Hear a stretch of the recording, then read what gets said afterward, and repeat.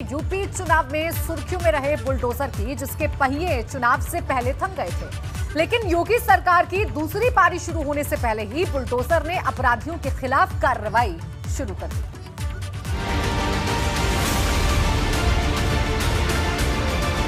चुनाव के दौरान मैंने पूरे प्रदेश के बुलडोजर को मरम्मत के लिए भेजा हुआ है।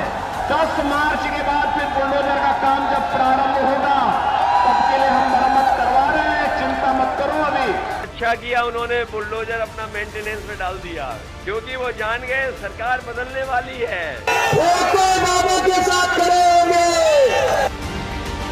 यूपी विधानसभा चुनाव से पहले जिस बुलडोजर पर ब्रेक लगे हुए थे, वो बुलडोजर अब यूपी में भाजपा सरकार की वापसी के साथ फिर से काम पर जुट गया है।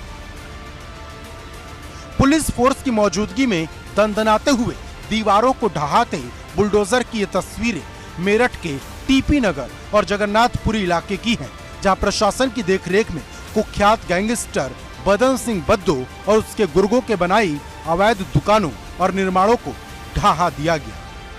ये जो आपके सामने अभी ध्वस्तीकरण हुआ है, ये पहले कभी पार्क की जमीन हुआ करती थी, अभी भी पार्क की जमीन है। इसमें धीरे धीरे भूमाफियाओं ने कब्जा करके, और इसमें जो सबसे बड़े भूमाफिया आपके मेरठ के बदन सिंह बद्दो और उनके सहयोगी, उन्होंने कब्जा किया हुआ था।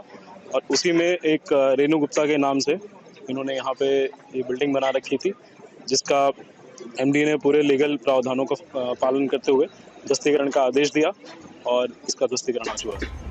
यूपी में ब्रांड बन चुके बुलडोजर का एक्शन कानपुर में भी देखने को मिला, जहां बर्रा थाना क्षेत्र में मंदिर के तालाब की 2.5 बीघे जमीन पर कब्जा करने वाले भूमाफिया के अवैध निर्माण को कानपुर विकास प्राधिकरण ने जमींदोज कर दिया। आपको बता दें कि यूपी चुनाव की शुरुआत से ही बुलडोजर की कार्रवाई पूरे प्रदेश में बड़ा मुद्दा बन गई थी और सीएम योगी ने कहा था कि बुलडोजर सर्विस में गया है और सर्विसिंग के बाद फिर से यूपी में माफिया पर बुलडोजर की कार्रवाई शुरू होगी, जबकि अखिलेश यादव भी अपनी रैलियों में बुलडोजर की कार्रवाई पर सवाल उठाते रहे। तो चुनाव के दौरान मैंने पूरे प्रदेश के बुलडोजर को मरम्मत के लिए भेजा हुआ है। तो लोगों ने कहा क्या करेंगे इसके बाद? मैंने कहा उसका असली काम तो 4.5 वर्ष तक जो लोग अपने बिलों के अंदर छुपे हुए थे और चुनाव की घोषणा के बाद जब बिलों से आके रेंगने लग गए हैं, अब ये चिन्हित हो गए हैं। 10 मार्च के बाद फिर बुलडोजर का काम जब प्रारंभ होगा तब के लिए हम मरम्मत करवा रहे हैं, चिंता मत करो।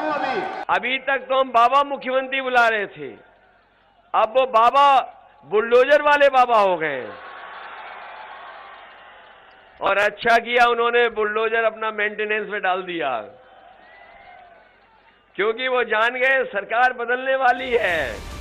पूरे चुनाव के दौरान अखिलेश यादव और उनके सहयोगी दावा करते रहे कि अगर उनकी सरकार बनी तो बुलडोजर का स्टीयरिंग घूमेगा, लेकिन यूपी की सत्ता में भाजपा की वापसी के साथ ही बुलडोजर भी सड़कों पर लौट आया है और माफिया अपराधियों के अवैध निर्माण के खिलाफ कार्रवाई शुरू हो चुकी है।